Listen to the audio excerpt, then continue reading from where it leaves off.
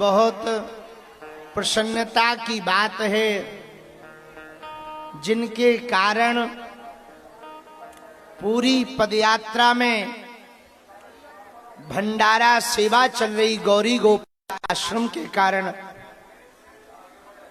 ऐसे पूज्य महाराज श्री जी हमारे अति प्रिय अनुज पूज्य आचार्य श्री अनिरुद्धाचार्य जी महाराज जी का आगमन हुआ है। आज की प्रातः काल बेला आपके वचनों से प्रारंभ होगी, लेकिन जितनी आप शांति रखेंगे उतना आनंद आप महापुरुषों के वचनों का ले पाएंगे। हमको बहुत दुख है कि कल रात्रि काल में हम अपनी बात नहीं कह पाए, क्योंकि साउंड पर जैसे अभी सुबह चढ़ रहे ना, एक माताजी कल साउंड पर ही चढ़ गई थी। साउंड पर नहीं, वो जो मशीन होती क्या कहते उसको, मिक्सचर मशीन पर चढ़ गई थी। वो बड़ी आफत हो गई, हमें लगा कि किसी को करंट ना लग जाए, और साउंड वाले ने इशारा किया कि गुरुजी 1-2 मिनट में साउंड तो फूकेगा ही, कोई आदमी और फूक जाएगा। तो हमने कहा गुरु भागने में ही फायदा है, पता लगे कि नाला की विनती करने आए मकान हार के आ गए। इसीलिए हम फिर बीच में ही उद्बोधन विराम करके चले गए थे। आओ गुरु प्रसाद बैठो। वाह वाह, राधे राधे।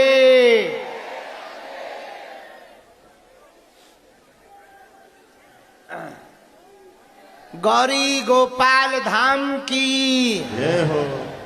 श्री धाम वृंदावन में इतनी माताओं की सेवा हो रही, वृद्ध माताओं की, जिनके कोई नहीं है। महाराज जी के बारे में और क्या कहें, आप वृद्ध माताओं की सेवा तो करते ही हैं, केवल सेवा ही नहीं अपितु पुत्र होने का कर्तव्य भी निभाते हैं। जोरदार ताली बजा करके धन्यवाद दो आपको।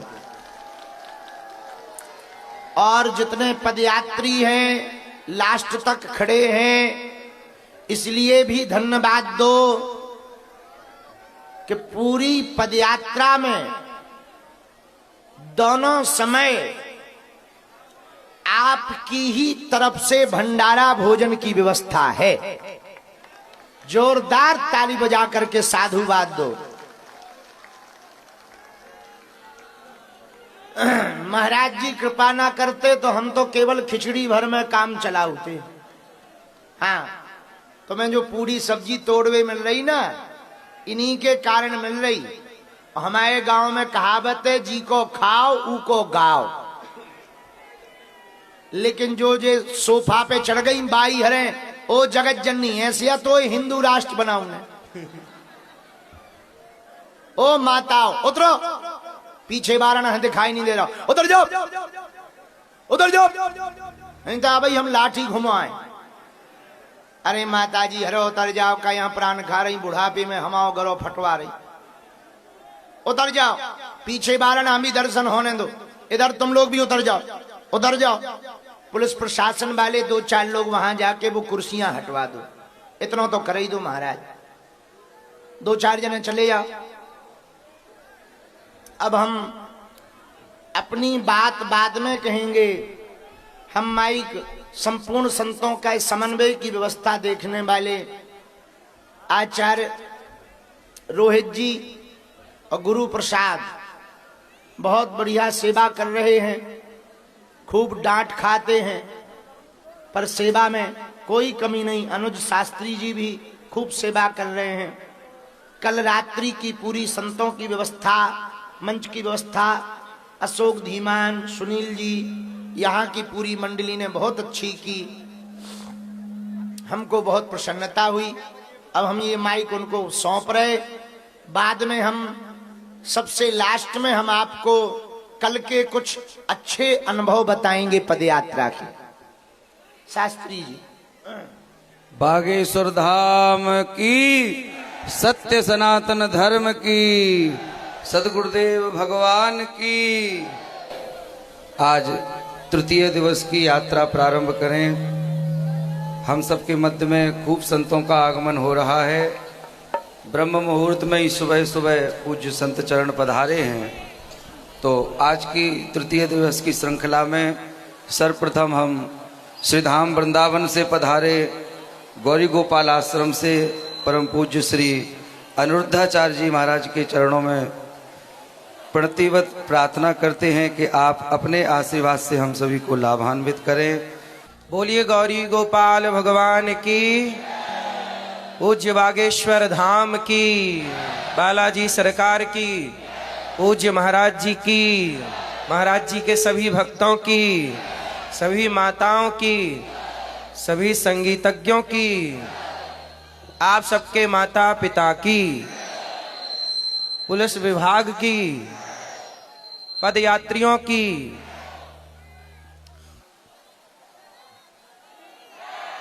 गुरु महाराज की। कैसे हैं आप लोग? यात्रा अच्छी चल रही है? यात्रा क्यों चल रही है? क्या चाहते हो?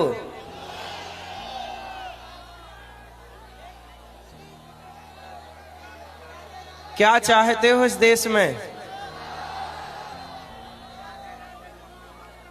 हिंदू राष्ट्र क्यों चाहिए?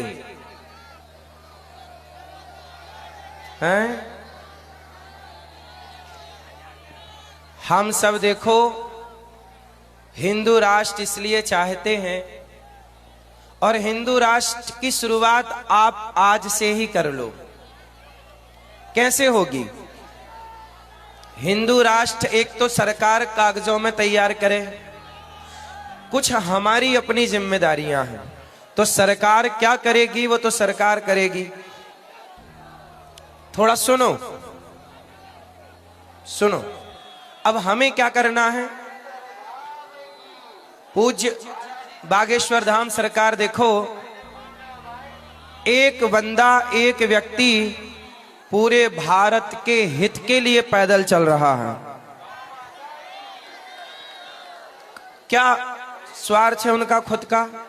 पूज्य महाराज जी का स्वार्थ क्या है? स्वार्थ नहीं, परमार्थ है। हिंदू राष्ट्र की शुरुआत हम स्वयं से करें। सबसे पहला काम, अपने बच्चों को गीता पढ़ाना शुरू करें। आप कितने माँ बाप चाहते हैं कि आपका बेटा श्रवण कुमार रहे, इंजीनियर बने, डॉक्टर बने, एडवोकेट बने, सब बने, पर वो मूल में श्रवण कुमार रहे? कितने लोग चाहते हैं? श्रवण कुमार चाहते हो तो श्रवण कुमार का पाठ बच्चों को स्कूल में पढ़ाना चाहिए। ठीक है? सबसे पहले क्या करना चाहिए? अपने बच्चों को गीता, अपने बच्चों को रामायण और अपने बच्चों को श्रवण कुमार की कथा सुनानी चाहिए, पढ़ाना चाहिए। क्यों? क्योंकि जब तक बच्चे पढ़ेंगे नहीं, तब तक बच्चों में संस्कार नहीं आएगा। आप शंकर जी के मंदिर जाते हो? ये यात्रा का नाम क्या है? सनातन सनातन सनातन सनातन एकता हिंदू यात्रा। हम सनातनियों को क्या करना है? पूज्य महाराज जी क्या करना चाहते हैं? सनातन को एक करना चाहते। एक का मूल मंत्र क्या है? भगवान शंकर। जरा सोचिएगा, जरा सुनिएगा। भगवान शंकर के मंदिर में सबसे पहले शंकर जी के मंदिर में नंदी और शेर, दुर्गा जी का वाहन, मां पार्वती जी का वाहन। शेर और नंदी दोनों एक दूसरे के दुश्मन हैं। सांप और चूहा एक दूसरे के दुश्मन हैं, पर शंकर जी के गले का सांप और गणेश जी के वाहन का चूहा। सांप और मोर एक दूसरे के दुश्मन हैं, लेकिन शंकर जी के मंदिर में सारे लोग एक साथ बैठे हैं कि नहीं? बोलो हाँ। सनातन एकता का मतलब है, यदि एकता आप चाहें तो शंकर जी से सीखें। शंकर जी के परिवार में इंसानों की छोड़ दो, पशु पक्षी भी एक होकर के रहते हैं। तो जिस सनातन में शिव की पूजा करने वाले पशु पक्षियों को जो एक दूसरे के घोर विरोधी हैं, वो एक साथ रहते हैं, तो क्या हम सनातनियों को आपस में लड़ना चाहिए कि तू ब्राह्मण है, तू क्षत्रिय है, तू वैश्य है, तू शूद्र है? हम सनातनियों को एक होना चाहिए। और याद रखिएगा, जो व्यक्ति झाड़ू होती है ना, झाड़ू यदि तिनकों से बनती है और यदि वो बिखर जाए ना तो स्वयं कचरा हो जाती है, लेकिन यदि वो तिनके संगठित हो जाएं तो सारे कचरे को साफ कर देते हैं। हम यदि हिंदू बिखरे रहेंगे तो कोई भी हमें रौंद करके मार करके चला जाएगा और गुलाम बनाएगा। हम ना बिखरे होते तो क्या अंग्रेज हमें गुलाम बना पाते? अंग्रेजों का षड्यंत्र क्या था? था नहीं, आज भी है। आज भी षड्यंत्र अंग्रेजों का क्या है? फूट डालो शासन करो। उसी सिद्धांत को हमारे देश में कुछ लोग चला रहे हैं। आज भी हमारे देश में आपस की लड़ाइयां हैं, फूट डालो शासन करो। हम आपस में ना लड़ते तो क्या हम कभी गुलाम होते? हम गुलाम क्यों हुए? हमारी गुलामी का मूल कारण है कि हम आपस में लड़ गए। अब संत जन क्या कह रहे हैं कि अब भैया आपस में ना लड़ना, यदि अब लड़ोगे तो अब गुलाम फिर से हो जाओगे। और गुलाम अब अंग्रेजों के नहीं, पहले मुगलों के गुलाम हुए, फिर अंग्रेजों के गुलाम हुए। अब आपस में लड़के किसके गुलाम होना चाहते हो ये बताओ? किसके गुलाम होना चाहते हो? यदि गुलामी नहीं चाहते, कितने लोग गुलामी नहीं चाहते? गुलामी नहीं चाहिए तो कसम खाओ कि हम आपस में कभी नहीं लड़ेंगे, सनातनी संगठित रहेंगे। रहोगे संगठित? आप संगठित रहें, ये चिंता संतों को है। यदि आप बिखर गए ना तो समूल नष्ट हो जाएगा। एक छोटी सी बात आपको बताऊं। अच्छा बताइए, हमारे भारत की जो शिक्षा है, मूल क्या है जानते हो? मूल है शिक्षा। मूल में क्या है? शिक्षा। आज हमारे भारत में जज बनते हैं, आज हमारे भारत में इंजीनियर बनते हैं, डॉक्टर बनते हैं, सब कोई बनता है। पर मुझे बताओ कि ये जो बनते हैं, ये अंग्रेजों की पढ़ाई पढ़ के बनते हैं कि भारत की पढ़ाई पढ़ के बनते हैं? किसकी? किसकी हैं? अंग्रेजों की। भारत की अपनी कोई पढ़ाई है ही नहीं। आज भी हमारे देश में मैकाले की शिक्षा नीति चल रही है। मैकाले ने जो शिक्षा नीति लागू की इस देश में, आज भी देश की आजादी के लगभग 80 वर्ष होने को आए, आज भी वही शिक्षा चल रही है। हम कहते हैं कि मैकाले की वो शिक्षा की क्या, जब अंग्रेज भाग गए तो अंग्रेजों की शिक्षा नीति भी हटाओ और भारत की मुख्य शिक्षा नीति लागू करो।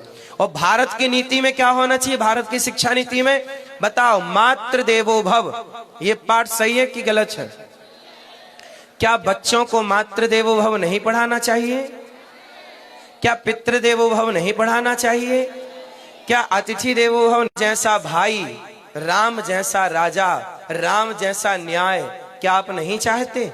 यदि राम जैसा आदर्श आप अपने बेटे में देखना चाहते हो तो आप अपने बेटे को बाबर ना पढ़ाओ, राम को पढ़ाओ। राम। अच्छा बताइए, क्या बच्चों के बैग में, उनकी सिलेबस में, उनकी पुस्तकों में क्या राम की शिक्षा के लिए कोई जगह है?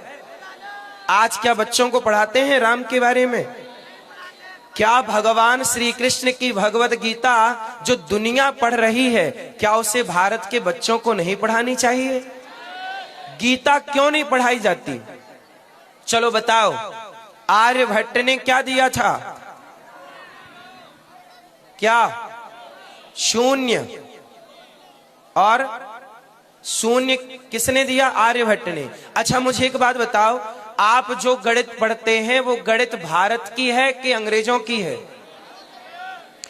भारत की गणित का नाम बताओ क्या है? देखो आपको पता भी नहीं है, बहुत लोगों कुछ बोल रहे हैं। भारत की जो गणित है उस गणित का नाम है वैदिक गणित। जिस गणित को पढ़ करके आर्यभट्ट ने 0 दिया, आज वो गणित के नाम तक नहीं जानते लोग। हम जानना चाहते हैं कि हम अपने भारत में अपनी गणित क्यों ना पढ़ें? वो गणित जिस गणित में आज के 1000 साल पहले भी पंचांग पढ़ते हो, पंचांग क्यों, पंचांग कैलेंडर जानते हो ना, 100 साल पुराना पंचांग उठाना, उसमें सूर्य ग्रहण कब पड़ेगा, चंद्र ग्रहण कब पड़ेगा, तारीख और समय बिल्कुल परफेक्ट मिलेगा। जब सैटेलाइट का जमाना नहीं था, जब विज्ञान पैदा नहीं हुआ था, तब हम लोग सूर्य की गति जानते थे, चंद्रमा की गति जानते थे, ग्रहों की गति जानते थे। क्यों जानते थे? क्योंकि हमारी अपनी गणित थी, वैदिक गणित। उस गणित के कैलकुलेशन से हम सब जानते थे। लेकिन आज की आधुनिकता के नाम पे भारत की अपनी संस्कृति पीछे रह गई। यदि आप भारत की संस्कृति पढ़ते तो इन संतों को पैदल चलने की क्या जरूरत थी?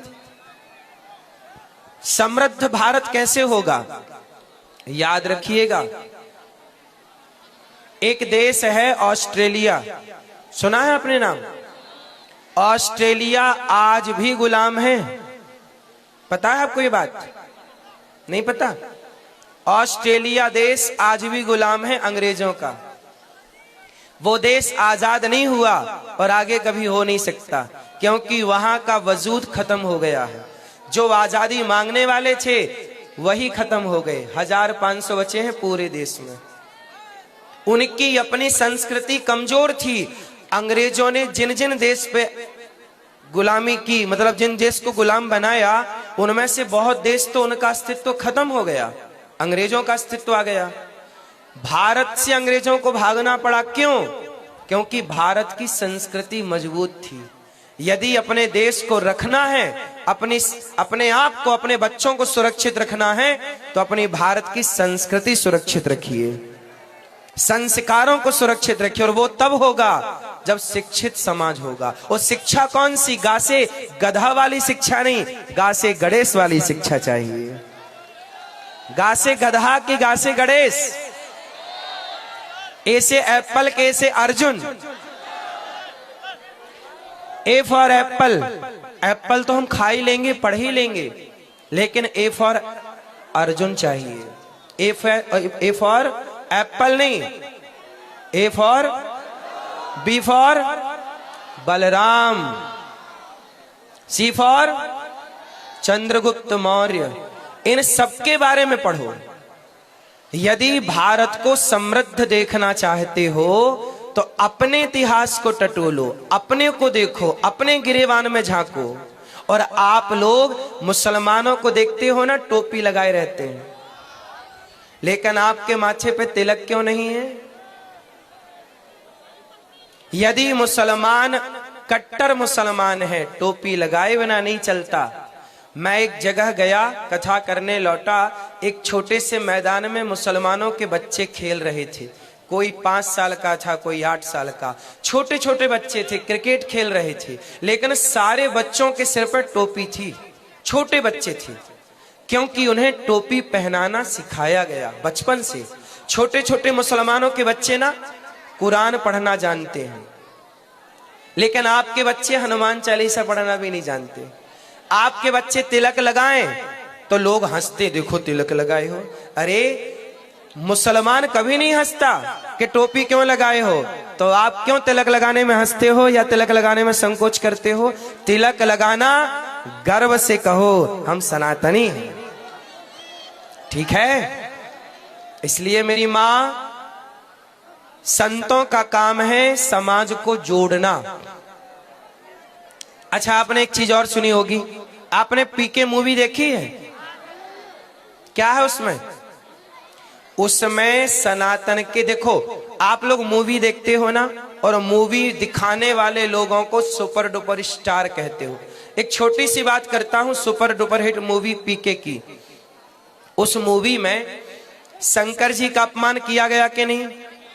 लेकिन उस मूवी के आखिरी में देखना, एक हिंदू लड़की को एक मुसलमान लड़के से प्यार हो गया है। उस मूवी का अंत, उस मूवी का अंत कहां होता है जरा बताइए? उस मूवी का अंत होता है लव जिहाद में। भारत की लड़कियों को कैसे फंसाया जाए, हिंदू लड़कियों को लव जिहाद में। तो पीके जैसी मूवी बना बना के बॉलीवुड ने भारत की लड़कियों को लव जिहाद के जाल में फंसा दिया। उस पिक्चर में एक हिंदू लड़की एक मुसलमान जो कि पाकिस्तानी है, उस पाकिस्तानी मुसलमान से प्यार करती है कि नहीं? बोलो हाँ।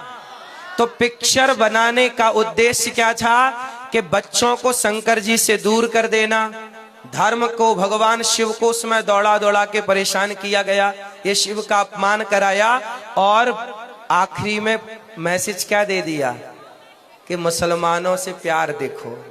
इस तरह का आप समझ पाए इस गणित कुन की षड्यंत्र को? समझ पाए? नहीं समझ पाए, नहीं समझ पाओगे।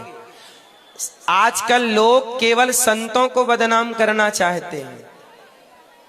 जो संत आपके लिए सवेरे, आज देखिए बहुत लोग अभी सो रहे होंगे, सुबह के 7 बज रहे हैं, अभी लोग सो रहे होंगे, तब पूज्य महाराज जी देश के लिए यहां आकर सुबह सुबह बैठे हैं कि चलो भैया हम देश की आवाज बनते हैं, हम देश को संगठित करते हैं, युवाओं को जगाते हैं, षड्यंत्रों के खिलाफ बच्चों के ऊपर हो रहे इस षड्यंत्र का कोई प्रभाव ना पड़े, उसके खिलाफ सजगता से हम आवाज उठाते हैं और बच्चों तक अपनी बात पहुंचाते हैं। इसके लिए ये चल रहे हैं।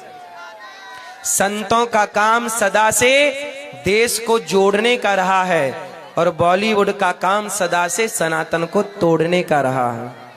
इसलिए आप लोगों से कहता हूं कि अपने संतों को जानो, पहचानो और संतों का साथ दो। आप सब लोग सनातन यात्रा में चल रहे हैं। आज से कसम खाइए कि स्कूल में भले भगवद गीता ना पढ़ाई जाए, पर अपने घर में, आपको पता है अभी ये दास अनिरुद्ध एक विद्यालय बनाने का मैंने सोचा है, कक्षा 1 से लेकर 12वीं तक CBSE बोर्ड का। जैसे पूज्य महाराज जी हॉस्पिटल बना रहे हैं ना, ऐसे ये दास अनिरुद्ध वृंदावन में गौरी गोपाल जी की रसोई चल रही है और पूज्य महाराज जी की कृपा से और भगवान गौरी गोपाल की कृपा से इस यात्रा में भी संपूर्ण आप सब भक्तों को भोजन प्रसादी गौरी गोपाल भगवान की ओर से यहां हो रहा है। महाराज जी के आशीर्वाद से गौरी गोपाल जी की रसोई यहां भी चल रही है। एक विद्यालय बनाने का मेरा मन है, कक्षा 1 से लेकर 12वीं तक, जिस विद्यालय में CBSE बोर्ड की शिक्षा होगी और केवल शिक्षा नहीं, शिक्षा के साथ संस्कार होंगे। और आपको यह भी कहूं कि CBSE बोर्ड की शिक्षा तो होगी पर निःशुल्क होगी। कैसी होगी?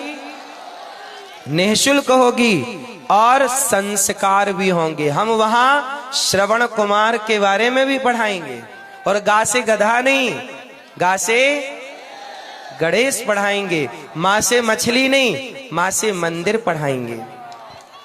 ठीक है? अर्जुन, अच्छा एक बात बताओ, अर्जुन ज्ञानी थे कि नहीं थे? ना। लेकिन अर्जुन कहते हैं कि मैं युद्ध नहीं लड़ूंगा, मेरे दादाजी खड़े हैं, गुरुजी खड़े हैं, किससे लड़ूं? जब अर्जुन पीछे हटने लगे, मैं नहीं लड़ता, तब पीछे से अर्जुन को आगे किसने किया? भगवान श्री।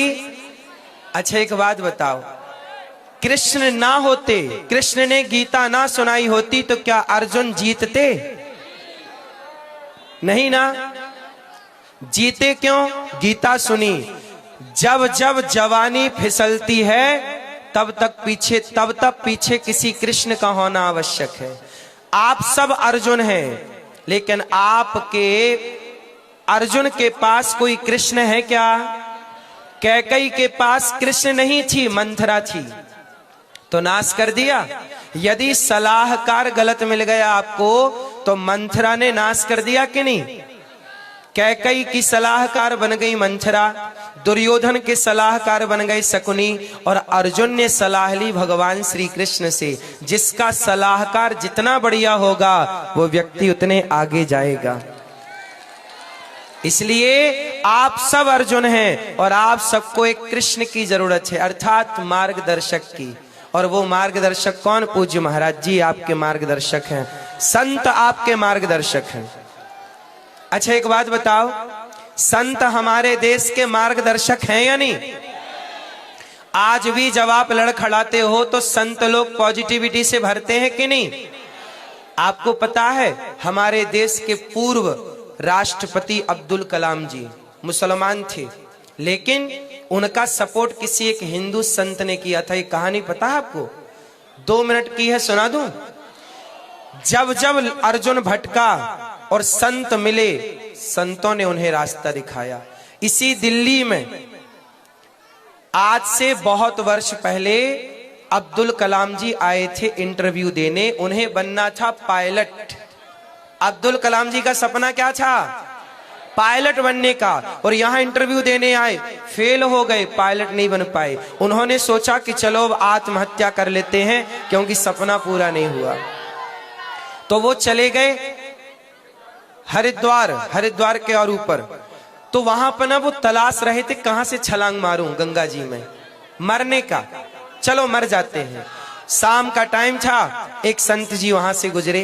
ये सच्ची घटना अब्दुल कलाम जी की, ये कोई कहानी नहीं है, सच्ची घटना। उन्होंने एक संत मिल गए और संत ने कहा भाई क्या कर रहा है? बोले मरने की तैयारी, मैं मरना चाहता हूं। क्यों? बोले मैं सपना देख के आया था, सपना है मेरा कि मैं प्लेन उड़ाऊं और मैं पायलट बनूं, पर मैं फेल हो गया, अब मैं जीने नहीं चाहता, मर जाऊंगा। तब संत जी ने कहा चल मर जाना, पर कल मरना भी, रात हो गई, चल मेरे साथ। तो एक संत जी ने अब्दुल कलाम जी को अपने आश्रम ले गए, रात को बढ़िया रोटी खिलाई और कहा कि बेटा मर जाने से क्या पाएगा? बोले मेरा सपना पूरा नहीं हुआ। तब संत जी ने कहा कि भगवान तुझे और बड़ा देना चाहते हैं, इसलिए छोटा नहीं दिया। तू ये बनना चाहता था ना पायलट, पर भगवान तुझे बड़ा, तू और प्रयास कर, मेहनत कर, शायद भगवान तुझे तेरे लिए बड़ी प्लानिंग कर रहे हो। मोटिवेट किया कि नहीं? और मोटिवेट करके उन्हें विदा कर दिया, किराया दिया, वो अपने घर गए, वहां पढ़ाई की और वो भारत के सबसे बड़े वैज्ञानिकों में एक वैज्ञानिक हुए और सफल राष्ट्रपति भारत के बने अब्दुल कलाम जी। याद रखिएगा, हम सनातनी किसी मुसलमान को भी गलत शिक्षा नहीं देते, हम मुसलमान को भी सही शिक्षा देकर भारत का सबसे बड़ा वैज्ञानिक बना देते हैं। ये सनातन है। हम सनातनी सर्वे भवन्तु सुखिनः सर्वे संतु। हम ये नहीं बोलते कि मुसलमान का बच्चा है तो हम इसे गलत रास्ता बताएंगे, नहीं। हमारी शरण में मामेकम शरणम व्रज, भगवान कहते हैं सनातन की शरण में जो आएगा, सनातनी उसे अपने से भी श्रेष्ठ बनाने का प्रयास करेगा। संत लोग, चाणक्य ने चंद्रगुप्त को अपने से भी ऊंचा बना दिया कि नहीं? सम्राट बना दिया। बोलो हाँ। हमारे देश का संत आपको अपने से भी ऊपर ले जाना चाहता, अपने से भी बड़ा बनाना चाहता है। जब हनुमान जी राम की शरण में आए तो हनुमान जी को राम जी ने अपने से भी बड़ा बना दिया कि नहीं? जितने मंदिर इस देश में राम जी के हैं, उससे ज्यादा मंदिर हनुमान जी के हैं। राम जी की शरण में आए। अच्छा बताओ, विभीषण को लात मार के रावण ने निकाल दिया, लेकिन जब राम की शरण में आए तो लात खाने वाले विभीषण को लंका का राजा बना दिया कि नहीं? इसलिए मामेकम शरणम व्रज, भगवान कहते तू मेरी शरण में तो आ, मैं तेरा कल्याण ना करूं तो कहना, पर तू आता ही नहीं। संतों की, अब देखो बॉलीवुड की शरण में जाओगे तो वो आपको गुटखा खाना सिखा देंगे, दाने दाने में केसर का दम। बॉलीवुड की शरण में जाओगे तो शराब पीना सिखा देंगे, मुझे पीने का शौक नहीं, पीता हूं गम भुलाने को। बॉलीवुड की शरण में जाओगे शराबी बन जाओगे और गुटखा खाने वाले बन जाओगे, पर संतों की शरण में आओगे पक्के सच्चे सनातनी बन जाओगे और इस देश के काम आओगे।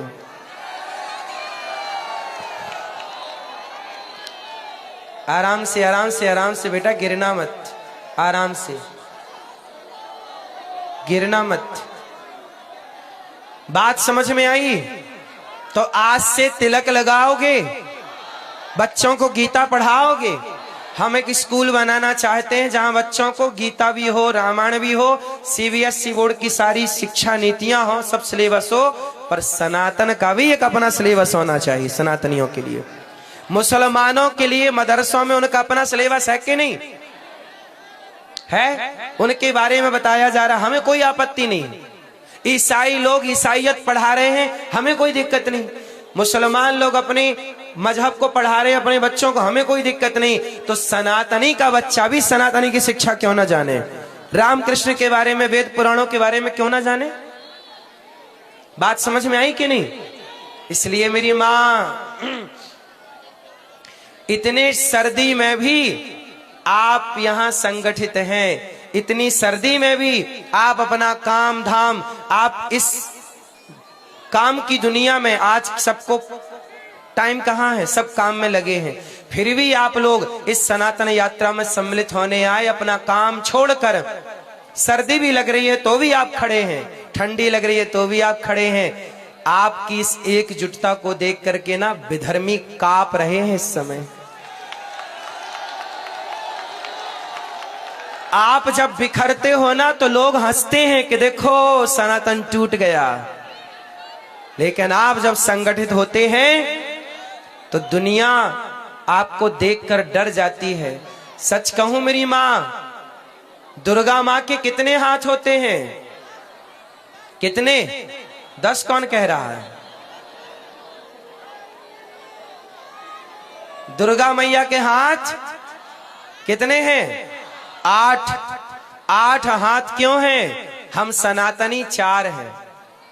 हम पहले भी ये बात कहते आए हैं, ब्राह्मण, क्षत्रिय, वैश्य, शूद्र। क्या हम चारों अलग अलग हैं क्या? कि एक हैं? दुर्गा मैया कहती हैं कि तुम 4 एक हो जाओगे तो तुम्हारे हाथ हो जाएंगे 8, और 8 हो जाएंगे तो जंगल के राजा शेर को भी अपना गुलाम बना सकते हो। इसलिए दुर्गा शेर पर चढ़ी हैं। संगठित होगे तो शेर भी तुम्हारा गुलाम होगा। तुम्हें किसी की गुलामी कब? जब तुम एक रहोगे।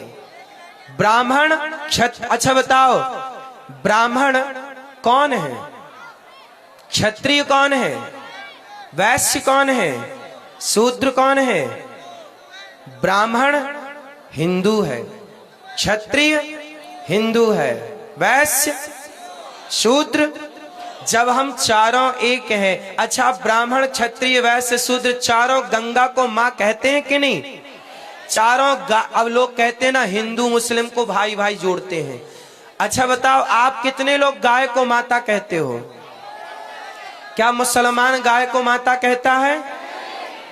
ब्राह्मण गाय को माता कहता है? क्षत्रिय माता कहता है? वैश्य माता कहता है? शूद्र माता कहता है? जो गाय को माता कहते हैं वो हमारे भाई हैं, और जो गाय को माता नहीं कहते वो हमारे भाई नहीं है। सीधी बात। गंगा को माता कितने लोग कहते हैं? जो गंगा को माता माने वो हमारे भाई हैं। इसलिए भाई भाई, ब्राह्मणोस्य मुखमासीत बाहु राजन्यः कृतः उरु तदस जद वैश्यः पदभ्यांगुं शूद्रो अजायत। ये वेद वाक्य है। अच्छा बताओ, भगवान के मुख से ब्रह्मा, भगवान के मुख से ब्राह्मण, भुजाओं से क्षत्रिय, जंघा से वैश्य, चरण से शूद्र, तो चारों की उत्पत्ति एक से ही हुई। बोलो हाँ। तो हम चारों भाई हैं। कितने लोग मानते हैं हम चारों भाई हैं? लड़ाई करोगे? आपस में फूट डालोगे? कोई गरीब भाई हिंदू है, जरूरतमंद है, उसकी मदद करना है, उसकी हेल्प करना है। देखो ये दास अनिरुद्ध और पूज्य महाराज जी हमारे सनातनी इस यात्रा में भूखे ना रहें, इसलिए गौरी गोपाल भगवान ने दास अनिरुद्ध को प्रेरणा दी, महाराज जी ने आशीर्वाद दिया। और देखो इस सनातन यात्रा में गौरी गोपाल भगवान की रसोई चल रही है कि नहीं? सब खाओ प्रेम से। हम सब एक दूसरे के काम नहीं आएंगे तो कौन आएगा? हम एक दूसरे के काम नहीं आएंगे, कौन आएगा? इसलिए इस यात्रा में हमको एक रहने की शिक्षा पानी है। हिंदू राष्ट्र बनेगा तो गौ हत्या बंद होगी। कितने लोग चाहते हैं गौ हत्या बंद हो? कैसे बंद होगी? राष्ट्रीय पक्षी मोर हो सकता है तो गौ माता राष्ट्र माता क्यों नहीं हो सकती? राष्ट्रीय पक्षी मोर है कि नहीं? जब पक्षी मोर राष्ट्रीय पक्षी हो सकता है तो गाय राष्ट्रीय माता क्यों नहीं हो सकती भाई? हमारी अपनी गाय में आस्था है। अच्छा सुनो, अभी कुछ दिन पहले कंट्रोवर्सी हुई थी ना, अब चलना है? अच्छा सुनो, हमारे देश में कानून बना समलैंगिकता। सुना आप लोगों ने? समलैंगिकता का मतलब है कि लड़के लड़के ब्याह कर ले, लड़की लड़की ब्याह कर ले। आजकल ये कानून बन गया है। तो एक एडवोकेट मेरे पास आए, मैंने पूछा कि भाई ये कानून क्यों बना दिया? अरे बोले हमारा संविधान सबके भाव की कदर करता है। हमने कहा कि यदि, अच्छा बताइए इस देश में समलैंगिकता के पक्षधर कितने लोग हैं? आप लोग समलैंगिकता के पक्षधर हैं? तो देखो, आप में से कोई पक्षधर नहीं है। कोई नहीं चाहता कि आपकी बेटी का किसी लड़की से ब्याह हो, आपके बेटे का किसी लड़के से ब्याह हो। समलैंगिकता के पक्षधर कोई नहीं है, फिर भी कानून बन गया। और गाय की रक्षा के पक्ष में करोड़ों हिंदू हैं, आज तक गौ हत्या के खिलाफ कानून नहीं बना। कैसा कानून है भाई कि कुछ लोगों के भाव की तो कदर करता है और समलैंगिकता का कानून बना देता, बोले सबकी कदर करता है ये। और गाय की रक्षा की जब बात आती है तो बोले नहीं जी, हम नहीं कदर करेंगे। अब बताइए, तो गाय राष्ट्रीय माँ हो, राष्ट्र की माँ हो, सब गाय का आदर करें। हम कहते सब ना करो, हम सनातनी करें, कम से कम गौ हत्या तो ना हो हमारे देश में। जिस देश में विप्रधेनु सुर संतहित लीन मनुज अवतार, गावो विश्वस्य मातरः, गाय सबकी माता है। आप बताओ, शिव जी के मंदिर में शिव जी के दर्शन के पहले गाय के बच्चे का दर्शन होता है कि नहीं? नंदी का, बोलो हाँ, होता है। जब शिव के मंदिर में गाय के बच्चे का दर्शन है, जिस देश में भगवान के पहले गाय को पूजा जाता हो, उस देश में गौ हत्या अच्छी लगती है क्या? तो कैसे बंद होगी? गौ हत्या बंद करना है तो भारत को हिंदू राष्ट्र बनाना होगा। क्या बनाना होगा? हिंदू राष्ट्र की जरूरत है। लव जिहाद समाप्त करने की जरूरत है कि बढ़ाने की? समाप्त करने की। ये सब बुराइयां कब ठीक होंगी? मूल में है हिंदू राष्ट्र। मूल में क्या है? हम सब हिंदू राष्ट्र की इस यात्रा में शामिल हैं, सनातन एकता की यात्रा में शामिल हैं। हम सभी सनातनियों को एक होना चाहिए। हम सब किसी भी स्थिति में आपस में ना लड़ें। अभी कुछ गद्दारों ने, भारत के कुछ गद्दारों ने अभी संतों को आपस में लड़ाने का प्रयास किया था। संतों को आपस में लड़ाने का प्रयास किया। सोचिए, बचिएगा। आज पृथ्वीराज चौहान को खतरा मोहम्मद गौरी से कम था। मोहम्मद गौरी तो हरा ही नहीं पाया पृथ्वीराज को। पृथ्वीराज किसके कारण मोहम्मद गौरी के हाथ लगे? जयचंद के कारण। बात समझ में आई? कई बार मोहम्मद गौरी को पृथ्वीराज ने हराया, लेकिन जब अपनों ने गद्दारी की तो पृथ्वीराज की आंखें फूट गई। जरा सोचिएगा, अपनों ने गद्दारी ना की होती तो क्या संयोगता को जिंदा जलना पड़ता इसी दिल्ली में? इसलिए आप सबसे मेरी प्रार्थना है कि किसी भी परिस्थिति में ऐसे जयचंदों की बातों में ना आइए और संत लोग आपस में, हम संत भी, आप भी, हम सब सनातनी मिलजुल के रहें। हमारे बीच में कोई आता है और हम सबको लड़ा के चला जाता है। किसी भी परिस्थिति में हम सबको एक रहना है। ये उंगलियां कितनी हैं? पर ये क्या है? ये मुठिका है। मुठिका एक महाकपि हनी। ऐसे मारोगे ना चोट कम लगेगी, और ऐसे मारोगे तो दांत ही टूट जाएंगे। तो ऐसे बिखर के रहोगे ना ताकत कम हो जाएगी, और ऐसे रहोगे तो ताकत बढ़ जाएगी। ताकत को बढ़ाना है तो ऐसे रहो। कैसे रहोगे? बनाओ मुठिका। हनुमान जी गए और मुठिका एक महाकपि हनी। हनुमान जी लंका गए ना, एक राक्षसी ने रास्ता रोक लिया। रुक, मोर आहार जहां लगी चोरा, रुक जा।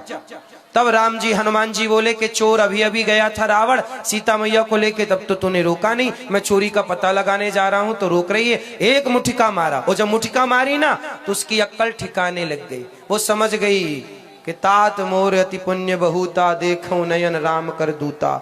मेरा बड़ा पुण्य जाग गया कि मैंने राम के दूत का दर्शन कर लिया। कुछ लोग बातों से नहीं मानते। हनुमान जी ने एक मुठिका मारी, मान गई। कुछ बातों वाले नहीं हैं, कुछ तो लातों वाले ही हैं। इसलिए सनातनियों को बातों से समझा दो। भैया भैया देख, हम सनातनियों को आपस में मत लड़ा, समझ जा बातों से। जब बातों से नहीं माने तो फिर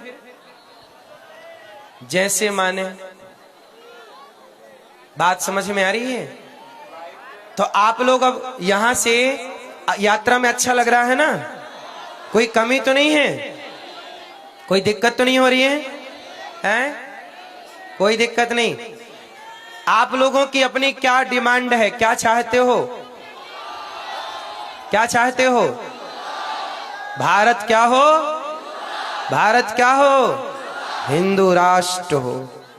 हम पूज्य महाराज जी को साधुवाद देंगे, पूज्य श्री धीरेन्द्र कृष्ण शास्त्री जी को, पूज्य बागेश्वर धाम पीठाधीश्वर पूज्य महाराज जी को, कि आपने इस देश में एक नई क्रांति ला करके खड़ी कर दी है।